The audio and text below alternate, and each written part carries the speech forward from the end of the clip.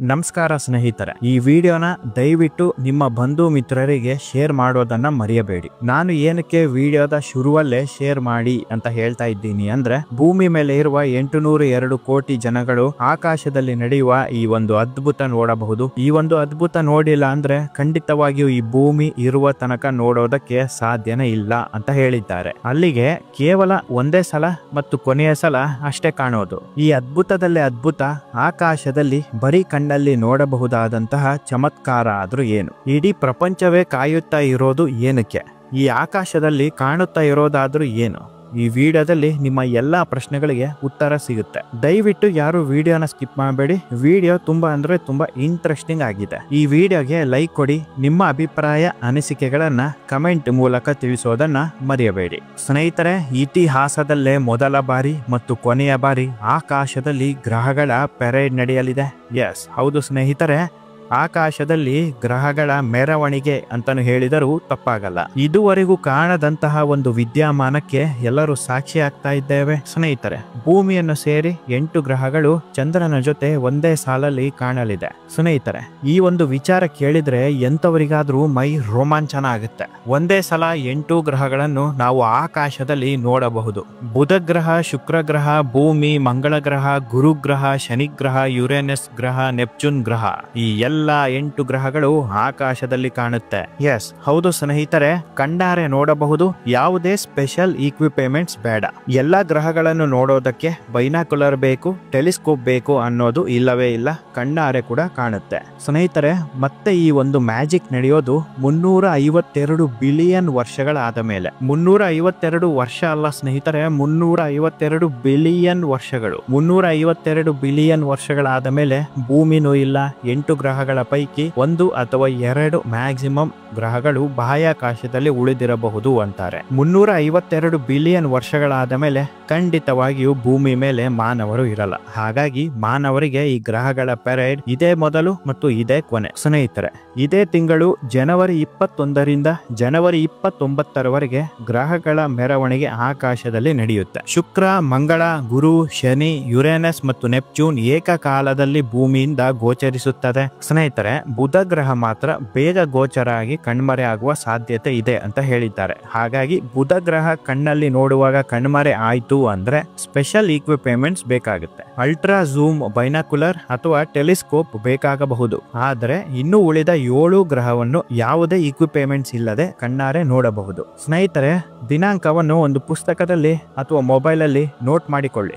ಜನವರಿ 21ರಿಂದ ಜನವರಿ 29ನೇ ತಾರೀಕು ಸೂರ್ಯ ಮುಳುಗಿದ ಮೇಲೆ ಮತ್ತು ಸೂರ್ಯ ಹುಟ್ಟುವ ಮುಂಚೆ. ಮತ್ತೊಂದು ಖುಷಿ ಪಡುವಂತಹ ವಿಚಾರ ಏನಪ್ಪಾ ಅಂತಂದ್ರೆ, ಈ ಗ್ರಹಗಳ ನೋಡೋದಕ್ಕೆ ರಾತ್ರಿ ಎಲ್ಲ ಎದ್ದೇಳುವ ಅವಶ್ಯಕತೆನೇ ಇಲ್ಲ. 8 ಗಂಟೆಯಿಂದ 11 ಗಂಟೆಯ ಒಳಗಡೆನೆ ಎಲ್ಲಾ ಗ್ರಹಗಳು ಗೋಚರ ಆಗುತ್ತೆ ಅಂತಾನೆ ಹೇಳಿದ್ದಾರೆ. ಹಾಗಾಗಿ ಪ್ರತಿಯೊಬ್ಬರು ಕೂಡ ನೋಡೋದನ್ನ ಮರೆಯಲೇಬೇಡಿ. ಇಲ್ಲಿ ಮತ್ತೊಂದು ವಿಚಾರ ಏನಪ್ಪಾ ಅಂತಂದ್ರೆ, 21ರಿಂದ 25ರ ತನಕ ಒಂದು ಲೆಕ್ಕ ಆದ್ರೆ 25ರಿಂದ 29ರ ತನಕ ಗ್ರಹಗಳ ಮತ್ತೊಂದು ಲೆಕ್ಕ ಆರಂಭ ಆಗುತ್ತೆ ಸ್ನೇಹಿತರೆ. ಜನವರಿ 25ನೇ ತಾರೀಕಿನ ನಂತರ ಶುಕ್ರ, ಶನಿ ಮತ್ತು ಗುರು ಗ್ರಹಗಳು ಸೂರ್ಯಾಸ್ತದ ನಂತರ ನೇರವಾಗಿ ಕಣ್ಣಿಗೆ ಕಾಣಿಸುತ್ತದೆ. ಆದರೆ ಮಂಗಳ ಗ್ರಹವನ್ನು ಪ್ರಾತಃ ಕಾಲದ ಮುಂಜಾನೆ ಕಾಣಬಹುದು. ಆದರೆ ಯುರೇನಸ್ ಮತ್ತು ನೆಪ್ಚೂನ್ ಗ್ರಹಗಳನ್ನು ನೋಡೋದಕ್ಕೆ ಟೆಲಿಸ್ಕೋಪ್ ಕಡ್ಡಾಯವಾಗಿ ಬೇಕು. ಇದು ಯಾವಾಗ? 25ನೇ ತಾರೀಕು ಆದ ಮೇಲೆ. 21ರಿಂದ 25ನೇ ತಾರೀಕು ನಾನು ಈ ಮುಂಚೆ ಹೇಳಿದ ಹಾಗೆ ಯುರೇನಸ್ ಮತ್ತು ನೆಪ್ಚೂನ್ ಕೂಡ ಬರೀ ಕಣ್ಣಲ್ಲಿ ನೋಡಬಹುದು ಸ್ನೇಹಿತರೆ. ಜನವರಿ 21ರಿಂದ ಜನವರಿ 29ರ ತನಕ ಈ ಗ್ರಹಗಳ ಮೆರವಣಿಗೆ ಆಕಾಶದಲ್ಲಿ ನೋಡಬಹುದು. ಜನವರಿ 29ರಂದು ಅಮಾವಾಸ್ಯೆ ಇರೋದ್ರಿಂದ ಅಮಾವಾಸ್ಯೆಯ ರಾತ್ರಿ ಈ ಗ್ರಹಗಳನ್ನು ನೋಡಿದರೆ ಅತ್ಯುತ್ತಮ ಅಂತ ಹೇಳಿದ್ದಾರೆ. ಯಾಕಪ್ಪ ಅಂದ್ರೆ ಈ ಅಮಾವಾಸ್ಯೆಯ ಸಮಯದಲ್ಲಿ ಆಕಾಶ ಹೆಚ್ಚು ಕತ್ತಲಾಗುತ್ತೆ, ಗ್ರಹಗಳು ಸ್ಪಷ್ಟವಾಗಿ ಕಾಣುತ್ತೆ. ಈ ಗ್ರಹಗಳ ಮೆರವಣಿಗೆ ಉತ್ತರ ಗೋಳಾರ್ಧದಲ್ಲಿ, ವಿಶೇಷವಾಗಿ ಕೆನಡಾ, ಮೆಕ್ಸಿಕೋ ಮತ್ತು ಯುನೈಟೆಡ್ ಸ್ಟೇಟ್ಸ್ 21ನೇ ತಾರೀಕಿನಿಂದ 29ನೇ ತಾರೀಕಿನ ತನಕ ಸ್ಪಷ್ಟವಾಗಿ ಕಾಣಿಸಿಕೊಳ್ಳುತ್ತೆ. ಮತ್ತು ಈ 9 ದಿನ ಕೂಡ ಬ್ರೈಟ್ ಆಗೇ ಇರುತ್ತೆ. ಈ ಕೆನಡಾ, ಮೆಕ್ಸಿಕೋ ಮತ್ತು ಯುನೈಟೆಡ್ ಸ್ಟೇಟ್ಸ್ ಗಳಲ್ಲಿ ನಿಮ್ಮ ಬಂಧು ಮಿತ್ರರು ಯಾರಾದ್ರೂ ನೆಲೆಸಿದ್ರೆ ಅವರಿಗೂ ಕೂಡ ಈ ವಿಡಿಯೋನ ಶೇರ್ ಮಾಡಿ, ಅವರಿಗೂ ಒಂದು ಇನ್ಫಾರ್ಮೇಶನ್ ಪಾಸ್ ಮಾಡಿದ ಹಾಗೆ ಆಗುತ್ತೆ. ಈ ಅಪರೂಪದ ಗ್ರಹ ಮೆರವಣಿಗೆ ಖಗೋಳ ಶಾಸ್ತ್ರ ಪ್ರಿಯರಿಗೆ ಮತ್ತು ಸಾಮಾನ್ಯ ಜನಗಳಿಗೆ ಒಂದು ವಿಶೇಷ ಅನುಭವ ಕೊಡೋದಂತೂ ಖಂಡಿತ ಸತ್ಯ ಸ್ನೇಹಿತರೆ. ಈ ಒಂದು ಅದ್ಭುತ ನೋಡೋದನ್ನ ದಯವಿಟ್ಟು ಮರೆಯಬೇಡಿ ಮತ್ತು ಕಳೆದುಕೊಳ್ಳಬೇಡಿ ಸ್ನೇಹಿತರೆ. ಇಷ್ಟು ದಿನ ಮಕ್ಕಳ ಪುಸ್ತಕದಲ್ಲಿ, ಆಟಿಕೆಯಲ್ಲಿ, ಟಿವಿ, ನ್ಯೂಸ್ ಪೇಪರ್ಗಳಲ್ಲಿ 8 ಗ್ರಹಗಳು ಹೀಗಿದೆ ಹಾಗಿದೆ ಅಂತ ನೋಡ್ತಾ ಇದ್ವಿ ಮತ್ತು ಓದುತ್ತಾ ಇದ್ವಿ. ಈಗ 8 ಗ್ರಹಗಳು ನಮ್ಮ ಕಣ್ಣು ಮುಂದೆನೆ ಬರ್ತಾ ಇರೋದು ಎಷ್ಟು ಖುಷಿ ಕೊಡುವಂತಹ ವಿಚಾರ ಅಲ್ವಾ? ನಿಮ್ಮ ಮನೆಗಳಲ್ಲಿ ಪುಟ್ಟ ಪುಟ್ಟ ಮಕ್ಕಳಿದ್ರೆ ಅವರಿಗೂ ತಪ್ಪದೆ ಈ ಗ್ರಹಗಳನ್ನು ಆಕಾಶದಲ್ಲಿ ತೋರಿಸಿ. ಸ್ನೇಹಿತರೆ, ಈ ಗ್ರಹಗಳ ಮೆರವಣಿಗೆ ಆಕಾಶದಲ್ಲಿ ಹೇಗೆ ನಡೆಯುತ್ತಿದೆ, ಯಾಕೆ ನಡೆಯುತ್ತಿದೆ ಎಂಬ ಇನ್ಫಾರ್ಮೇಶನ್ ಕೂಡ ಕೊಡ್ತೇನೆ. ಈ ಒಂದು ವಿಚಾರ ತುಂಬಾ ಇಂಟ್ರೆಸ್ಟಿಂಗ್ ಆಗಿದೆ. ದಯವಿಟ್ಟು ಯಾರು ವಿಡಿಯೋನ ಸ್ಕಿಪ್ ಮಾಡಬೇಡಿ, ಪೂರ್ತಿ ನೋಡಿ. ಗ್ರಹಗಳ ಮೆರವಣಿಗೆ ಅಥವಾ ಗ್ರಹಗಳ ಜೋಡಣೆಯು ಭೂಮಿಯ ದೃಷ್ಟಿಕೋನದಿಂದ ಆಕಾಶದ ಒಂದೇ ಪ್ರದೇಶದಲ್ಲಿ ಹಲವಾರು ಗ್ರಹಗಳು ಸಾಲಿನಲ್ಲಿ ಇರುವಂತೆ ಕಂಡು ಬಂದಾಗ ಸಂಭವಿಸುತ್ತದೆ. ಈ ಅಪರೂಪ ಮತ್ತು ಅದ್ಭುತ ವಿದ್ಯಮಾನವು ಯಾವುದೇ ನಿಗೂಢ ಶಕ್ತಿಗಳಿಂದಾಗಲಿ ಅಲ್ಲ, ಆದರೆ ಸೂರ್ಯನ ಸುತ್ತ ಗ್ರಹಗಳ ಊಹಿಸಬಹುದಾದ ಕಕ್ಷೆಗಳ ಪರಿಣಾಮವಾಗಿರುತ್ತೆ ಅಷ್ಟೇ. ಗ್ರಹಗಳ ಮೆರವಣಿಗೆಗೆ ಮೊದಲ ಕಾರಣ ಏನಪ್ಪಾ ಅಂತಂದ್ರೆ ಆರ್ಬಿಟಲ್ ಮೆಕ್ಯಾನಿಕ್ಸ್. ಪ್ರತಿಯೊಂದು ಗ್ರಹಗಳು ಸೂರ್ಯನನ್ನು ವಿಭಿನ್ನ ವೇಗ ಮತ್ತು ದೂರದಲ್ಲಿ ಸುತ್ತುತ್ತವೆ. ಸಾಂದರ್ಭಿಕವಾಗಿ ಅವುಗಳ ಸ್ಥಾನಗಳು ಭೂಮಿಯಿಂದ ನೋಡಿದಾಗ ಆಕಾಶದ ಅದೇ ಸಾಮಾನ್ಯ ಪ್ರದೇಶದಲ್ಲಿ ಕಾಣಿಸಿಕೊಳ್ಳುವ ರೀತಿಯಲ್ಲಿ